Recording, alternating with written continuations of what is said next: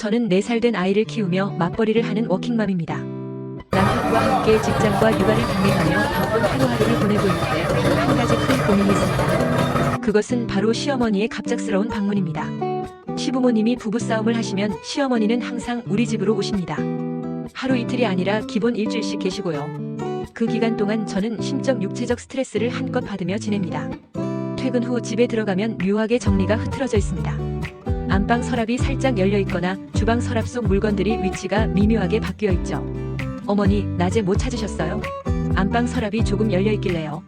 아, 그냥 내가 무슨 옷을 입고 다니나 궁금해서 한번 봤어. 내가 입을 만한 옷이 있나 해서. 순간 말문이 막혔습니다. 제 물건을 뒤진 것도 불쾌했지만 그걸 당연한 듯 이야기하는 시어머니의 태도가 더 충격적이었죠. 그리고 시어머니는 제가 퇴근할 때까지 식사를 안 하십니다. 왜 이리 늦어? 배고파. 같이 먹으려고 기다렸어. 결국 퇴근하자마자 옷도 못 갈아입고 급하게 저녁을 준비했습니다. 그런데 밥을 먹으며 시어머니께서 한마디 하셨습니다. 아니, 이 반찬 너무 싱겁지 않니? 간을 이렇게 못 맞춰서 어떡하니? 어머니, 저희는 아이랑 같이 먹으니까 일부러 싱겁게 하는 거예요. 아이고, 난 이렇게 싱거운 거 못 먹어. 시어머니 가시고 며칠 후 친정엄마와 통화를 하는데 목소리가 어두웠습니다. 시어머니가 나한테 전화해서 그러시더라. 내가 살림을 너무 못해서 집이 엉망이라고. 반찬도 싱겁고 맛이 없다면서. 순간 심장이 철렁 내려앉았습니다. 저 나름대로 신경 써서 챙겨드렸는데 뒤에서 이런 이야기를 하셨다니. 너무 화가 난 저는 여보, 솔직히 너무 힘들어. 어머니 오시면 난 더 바빠지는데 어머니는 좀 도와주지도 않으시고 그냥 쉬시기만 하잖아. 엄마도 나이 드셨으니까 편하게 계시는 거지. 그럼 난 하루 종일 회사에서 일하고 와서 또 집안일까지 해야 하잖아. 어머니가 조금만 도와주시면 좋겠어. 당신이 일찍 퇴근해서 어머니 저녁 챙겨주던가.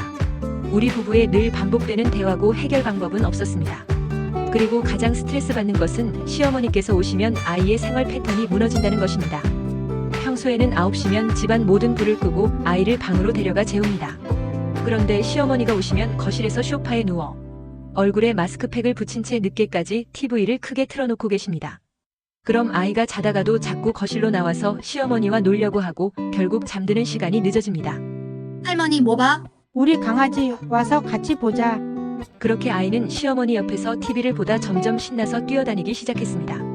어머니, 이제 아이 재워야 해요. 늦었어요. 애가 놀고 싶어 하는데 너무 엄격하게 하는 거 아니야? 어머니, 이 생활 패턴을 유지해야 해요. 그래야 아침에도 일정하게 일어나요. 어릴 때는 좀 늦게 자도 괜찮아. 뭘 그렇게 유난이지? 결국 아이는 11시가 넘어서야 겨우 잠이 들고 다음날 아침에는 늦게 일어나려 해 어린이집 가는 것도 힘들었습니다. 이러니 제가 시어머니 방문을 반기겠냐고요. 솔직히 말하면 이제는 시어머니가 오신다고 하면 숨이 턱 막힙니다. 시부모님이 부부싸움 후 저희 집으로 오시면 저희 부부도 결국 부부싸움을 하게 되는 패턴입니다. 저는 맞벌이로도 벅차고 아이를 키우는 것만으로도 힘든데 시어머니까지 챙겨야 하는 이 상황이 너무 부담스럽습니다. 시어머니께 정중하게 더 이상 이렇게는 힘들다는 의사를 표현해야 할까요? 아니면 남편을 통해 시어머니께 말씀드리는 것이 좋을까요? 오랜 고민 끝에 저는 시어머니께 전화로 그동안 힘들었던 점을 정중하고 조심스럽게 말씀드렸습니다. 어머니, 제가 맞벌이하면서 육아도 하느라 너무 힘든데 어머니께서 오실 때마다 생활 패턴이 무너지고 너무 부담스러워요. 어? 그게 무슨 소리야? 내가 아들 집에 가는 게 그렇게 잘못된 일이야? 그게 아니라 저는 직장 다니면서 아이도 돌봐야 해서 너무 힘들어요. 어머니께서 조금만 배려해 주시면 좋겠어요. 아이고, 며느리 눈치 보느라 이제는 내 아들 집에도 못 가겠네. 내가 뭘 그렇게 잘못했니? 서럽다, 서러워. 갑자기 분위기가 나쁜 며느리 프레임으로 흘러가더군요. 저는 조심스럽게 이야기했을 뿐인데 시어머니는 저를 철없는 며느리, 인정머리 없는 사람으로 몰아가며 서럽게 우셨습니다. 어머니가 우시니 저도 죄송한 마음이 들고 마음이 안 좋았습니다. 그렇게 한바탕 감정적으로 격해진 뒤 며칠이 지나고 예상하지 못한 일이 벌어졌습니다. 큰 아주버님이 전화를 해왔습니다. 재수씨, 도대체 엄마한테 무슨 말을 한 거야? 엄마가 화병 나서 끙끙 앓고 계셔. 제가 무슨 큰 잘못을 했다고 그러세요? 저는 그냥 제가 힘들다고 말씀드렸을 뿐이에요. 엄마한테 당장 가서 물 끓고 사과드려. 저는 어이가 없었습니다. 도대체 왜 제 감정은 무시되고 시어머니의 감정만 중요하게 여겨지는 걸까요? 남편에게 말했습니다. 당신은 어떻게 생각해? 내가 정말 사과해야 해? 그냥 집안에 분란 만들지 말고 우리가 주말에 가서 사과드리자. 난 절대 사과 못해. 나 하나 참아서 해결될 문제가 아니야. 당분간 시댁과 거리 두고 싶어. 이후 저는 시댁과 자연스럽게 거리를 두었고 신랑과 아이만 가끔 시댁에 갔습니다. 몇 개월이 지난 어느 날 큰 아주버님 댁에서 이혼 이야기가 나왔다는 소식이 들려왔습니다. 알고 보니 큰 아주버님께서 시어머니에게 앞으로 재수 씨와는 연 끊고 언제든 우리 집으로 오시라고 큰 소리를 쳤던 것입니다. 그 말을 들은 시어머니는 보란듯이 큰 아주버님 댁으로 자주 가셨고 그곳에서도 저희 집에서 하듯이 며느리 신경 안 쓰고 편하게 생활을 하셨나 봐요. 형님에게서 전화가 왔습니다. 동서 나 이제 더 이상 못 참아. 대체 동서는 어떻게 참아왔어? 형님도 힘들었죠? 저는 어머니가 일주일씩 계셔서 너무 힘들었어요. 나도 이제 못 참겠어. 어머니랑 대판 싸웠어. 부부싸움도 크게 했고 이제 이혼 얘기까지 나왔고 그래서 애들 데리고 나 지금 친정 왔잖아.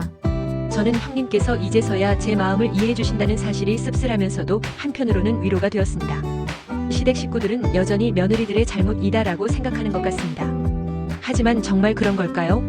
며느리들도 사람입니다. 감정을 배려받고 싶고 이해받고 싶고 힘들 땐 도움받고 싶습니다. 그저 시어머니께서 며느리들에게 서럽다고만 하지 마시고 본인 행동을 돌아보셨으면 좋겠습니다. 이번 일을 계기로 시어머니께서 자신의 행동이 잘못되었음을 깨닫기를 간절히 바라보지만 사실 저는 이제 더 이상 기대하지 않습니다. 그저 내 가정을 지키고 내 아이를 위해서 더 이상 시댁 문제로 스트레스 받고 싶지 않을 뿐입니다. 이제 저는 당당히 제 입장을 말하며 시댁과의 거리 두기를 실천할 것입니다. 제 결정이 옳다고 생각되시면 좋아요. 구독으로 응원 부탁드립니다.